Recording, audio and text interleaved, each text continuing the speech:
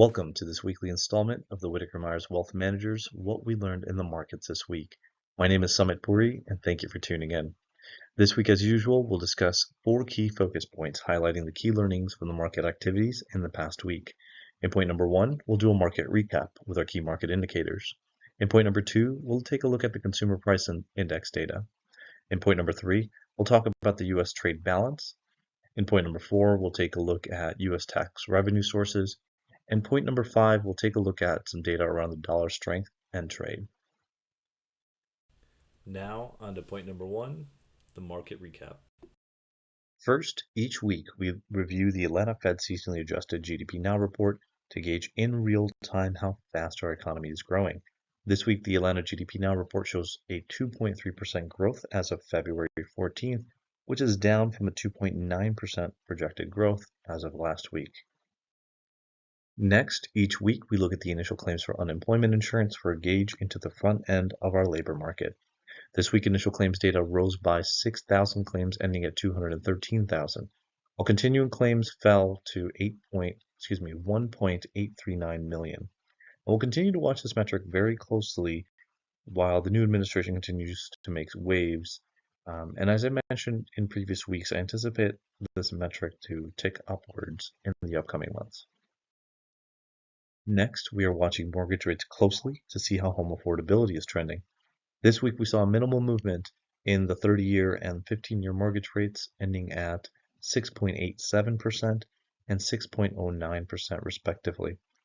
I've updated the chart on your screen to reflect mortgage rates, median existing home sales prices, and sales prices for new homes.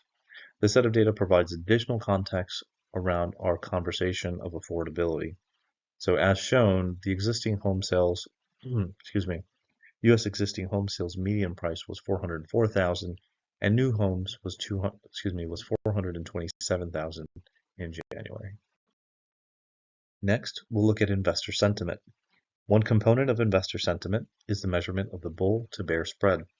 The latest update shows the bull to bear spread fell from negative 9.52% last week to negative 18.85% this week. Investors are feeling more bearish with the current market. Next, we'll continue to update you all on the Fed rate cut probabilities based on future contracts.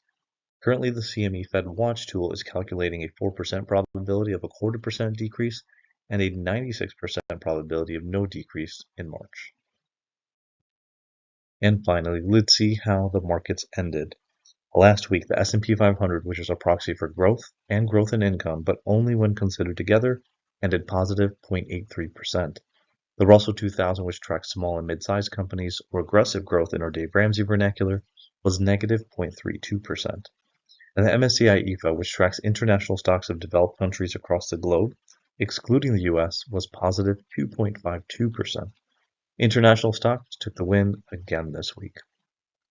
Remember, we watch these market and sector fluctuations weekly to show you in near real time not only how the markets are performing, but the importance of diversification.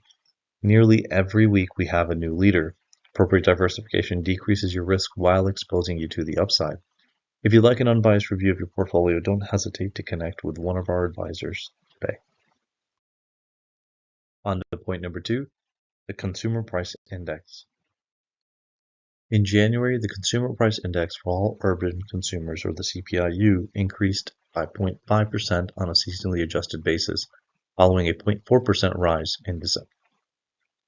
Over the last 12 months, the All Items Index increased 3% before seasonal adjustments. Several indices saw increases, including shelter of 0.4%, energy 1.1%, and food 0.4%.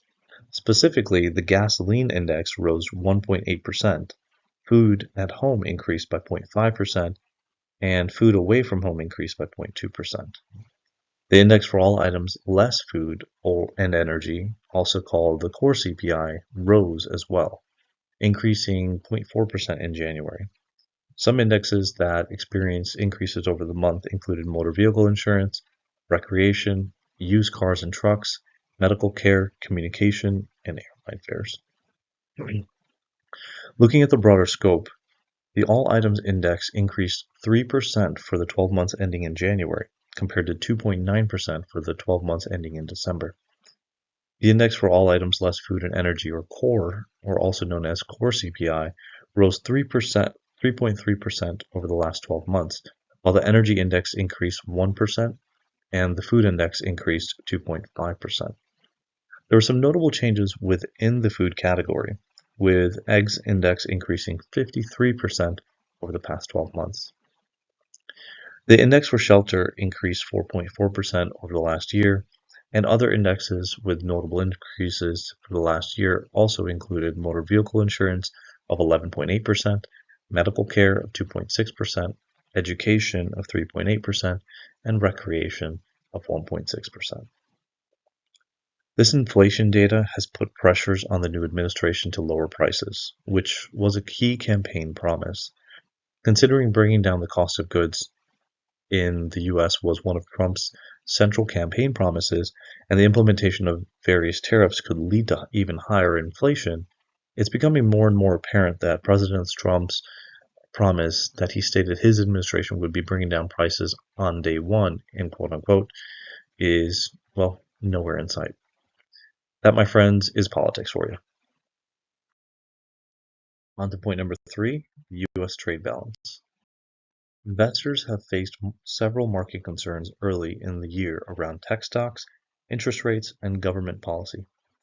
Among these factors, it's no surprise that trade policy has emerged as particularly significant for markets. President Trump has launched various trade measures, including tariffs on Canada, Mexico, China, and the European Union. So the question remains, how do investors react to these news headlines? For long-term investors, it's important to maintain perspective as situations evolve and stay focused on what you can control. Recent events have shown how quickly headlines can shift, and tariff threats are not a guarantee that they will be enacted. This is because the Trump administration has multiple objectives when imposing tariffs beyond protecting American industries. Tariffs are also used as a means of negotiating with other countries to impose border control, prevent the influx of illegal drugs, and to raise government revenue. The U.S. has a long history of using tariffs to protect domestic industries, a concept known as protectionism. This dates back to at least the Industrial Revolution when tariffs supported American manufacturing. Later, the McKinley Tariff of 1890 raised import duties to nearly 50% on many goods, marking one of the highest tariff rates in U.S. history. The Smoot-Hawley tariffs of 1930 still serve as a cautionary tale since they slowed global trade and are thought to have worsened the Great Depression. These historical experiences led to decades of more open trade, including the establishment of the international trade organizations. In theory, free trade works well when each country can focus on what it does best, selling its products and services to benefit all nations. While this has fueled global economic growth, it has also had the negative effect of displacing American workers, specifically in the manufacturing sector, that has shifted to other countries with lower labor costs. In many ways, the pendulum has swung back towards protectionist policies, with President Trump's renewed focus on using tariffs as a key policy tool, just as he did during his first administration. The chart below, or the chart included here, shows that the U.S. operates with a significant trade deficit since we import far more than we export.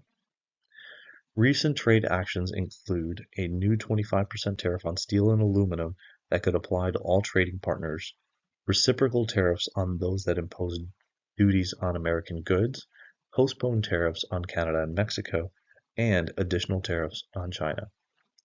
China's counter-response includes 15% tariffs on energy imports and 10% on various U.S. industrial and agricultural products, echoing the 2018-2019 trade disputes. This pattern of escalating tariffs has sparked concerns of an emerging quote-unquote trade war. On to point number 4, U.S. tax revenue sources. The first trade skirmish of the second Trump administration has reverberated through global markets, highlighting the ongoing uncertainty in international trade relations. The administration has postponed the imposition of the 25% tariffs on imports from Canada and Mexico until March 1st, while the 10% increase on Chinese goods has taken effect, signaling a more aggressive stance towards China that is likely to persist. The Trump administration is determined to use tariffs not only to alter global trade and raise government revenues, but also to pressure countries on broader U.S. demands. These countries include Germany and other European states, as well as Japan and Vietnam. All of these should prepare for more U.S. policy volatility. Further insights on the details of future trade actions is expected on April 1st, which is the deadline for several deliverables detailed in Trump's executive order on trade. In the chart included, tariffs fall under the quote-unquote other category and contribute to only 1 to 2% of total government revenue, highlighting how insignificant they are relative to taxes. That said, many politicians and economists would like to see trade balances improve. If fully implemented, tariffs on Canada, Mexico, and China could raise U.S. inflation by 0.8 percentage points and reduce growth by 1.2% in the first year. In contrast, if only Chinese tariffs are implemented, the economic effects on the U.S. would likely be much more muted. Inflation would rise by roughly 0.2 percentage points with a similar size impact on growth. Tariffs on Canada and Mexico would have a far larger economic impact than similar-sized tariffs on China, due to the greater supply chain integration across North America and larger scale and scope of the volume of trade that is affected. If fully implemented, the new tariff rates would lift effective average tariff rates on China, Mexico, and Canada to approximately 20 to 25% in total, increasing the average effective tariff rate on all U.S. imports roughly by 8 percentage points. Now, these risks complicate the Federal Reserve's monetary policy decisions as it strives for price stability while maximizing employment. A near-term rise in inflation would tend to delay further interest rate cuts, while potential economic slowdowns would suggest faster cuts and possibly a lower destination for the policy rate. Overall, the combination of elevated post-pandemic inflation and the strength of the U.S. economy will likely keep the Fed on hold for now. In the event of higher tariffs, the Bank of Canada is expected to focus on supporting growth with faster cuts, while the Bank of Mexico is also likely to have a bias to cut more quickly, although the speed and magnitude of currency adjustments will be an important constraint. On to point number 5, dollar strength and the impact on trade. Trade concerns have also led to a stronger dollar since last year's presidential election. This is because trade and currencies are fundamentally linked. Importing foreign goods requires selling dollars to buy other currencies, so reducing these imports strengthens the dollar. As the chart included shows, the dollar has risen in value against many currencies over the past several months. Another impact of tariffs is a potential effect on consumer prices and inflation. We've talked about this a lot. When tariffs are imposed on imported goods, businesses often pass these additional costs to consumers in the form of higher prices. This inflationary pressure is particularly noticeable in sectors heavily reliant on international trade, such as consumer electronics, automobiles, and household goods. So, it's important for investors to keep these developments in perspective. Tariffs have multiple objectives, not all of which should affect financial markets in the long run. In the short term, they can cause financial uncertainty, impact the US dollar, potentially lead to higher consumer prices. In the long term, the impact on profitability takes time to unfold. Thus, the market's reaction can be bullish in the near term and bearish in the long term, or vice versa. The bottom line, while trade and tariffs are important for the global economy, history shows that their effect on financial markets are highly variable in the short term, and long-term impact is very difficult to predict. So, what should you do? We recommend that investors should continue to focus on their long-term financial goals and not overreact or buy into the short-term headlines. And that, friends, concludes our discussion for this week. Thank you once again for tuning in. If you find this information helpful and informative, please take a moment to hit that like button below. By hitting that like button, you help push our content out to other viewers and listeners across all of our social media outlets. If you'd like to see our latest videos on your feed, including new content released by our team, make sure to subscribe below. Also, if you'd like to meet with any of our financial coaches or advisors, please click on the link in the description below and schedule a meeting. Once again, thank you for joining and thank you for watching. We look forward to seeing you next week.